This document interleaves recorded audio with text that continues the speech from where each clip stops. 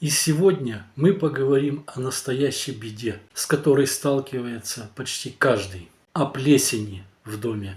Друзья, всем привет, здоровья вам, счастья, удачи. С вами Владимир на связи. Уверен, вы ее видели. Черные мерзкие пятна на стенах, в ванной, за шкафами. Фу.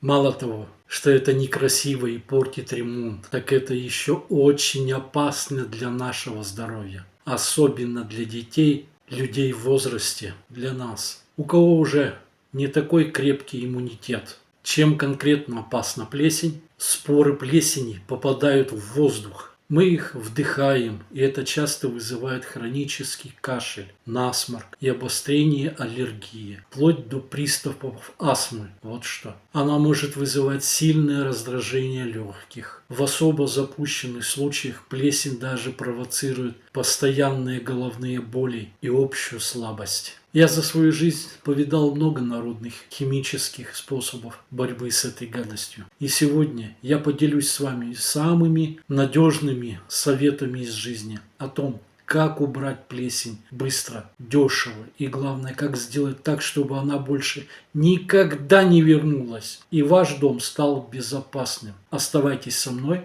будет полезно. А вы знаете, в чем секрет? Плесень – это не просто грязь. Это живой грибок, и чтобы его победить, нужно понять, что ему нужно для жизни. А нужно ему всего 3 вещи – влажность, холод и плохая вентиляция. Если у вас завелась плесень, это не потому, что вы плохая хозяйка или плохой хозяин. Это значит, что где-то есть протечка или окно постоянно плачет от конденсата, или, что чаще всего, просто забитая вытяжка в ванной или на кухне. Пока вы не устраните причину, чем бы вы ни мазали стену, грибок вернется. Запомните это. А теперь перейдем к методам, проверенным временем. Начнем с того, что есть в каждом доме. Эти способы я советую использовать, если пятно небольшое и не въелось сильно глубоко. Они самые безопасные и нетоксичные. Уксус столовый 9%.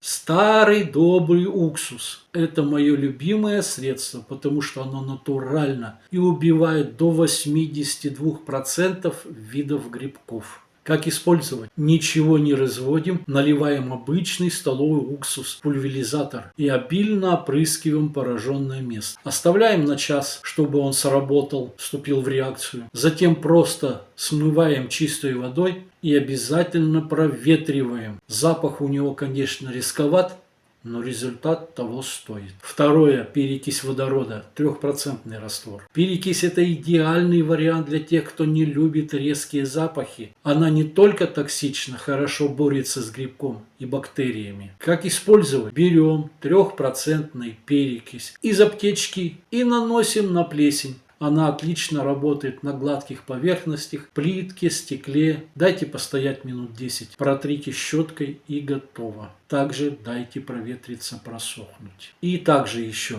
пищевая сода. Сода – это наш лучший помощник. Грибок не может жить и размножаться в щелочной среде, а сода как раз такую среду создает. Как использовать? Разведите 1,5 чайных ложки соды в стакане воды. Обработайте этим раствором стену. Мой секрет из жизни. Не смывайте соду полностью. Она останется на поверхности и будет работать как дополнительная защита от повторного заражения. И следующее, когда нужна тяжелая артиллерия. Если плесень черная въелась в штукатурку или занимает большие площади, одними народными средствами, увы, не обойтись. Придется использовать более сильные, но более опасные средства. Первое – это средства с хлором. Отбеливатель белизна. Хлорка очень эффективна. Разведите 1 часть отбеливателя примерно в 10 частях воды. Нанесите, подождите, смойте. Внимание, мой совет. Работать только в перчатках и респираторе. Но самое главное, никогда не смешивайте хлор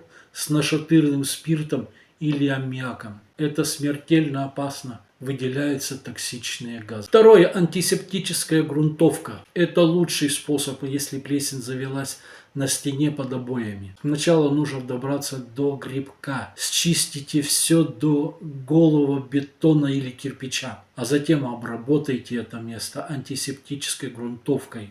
есть такая в магазинах. Она убьет грибок в самой глубине и предотвратит его рост. Это, конечно, ремонт, но зато навсегда. Следующее заключение. Профилактика. Друзья, помните, победа над плесенью – это 20% чистки и 80% профилактики. Что нужно делать каждый день? Проветривайте, открывайте окна настежь хотя бы 2 раза в день. По 10-15 минут, даже зимой. Следите за ванной. После душа всегда оставляйте дверь открытой или включайте вытяжку. Если мои советы из жизни вам пригодились, пожалуйста, поставьте этому видео лайк. Это лучшая благодарность для меня. Подпишитесь на канал «Советы из жизни», чтобы не пропустить новые полезные видео. И, конечно, поделитесь этим видео в соцсетях и со своими друзьями, которые тоже столкнулись с этой проблемой или могут столкнуться с такой проблемой.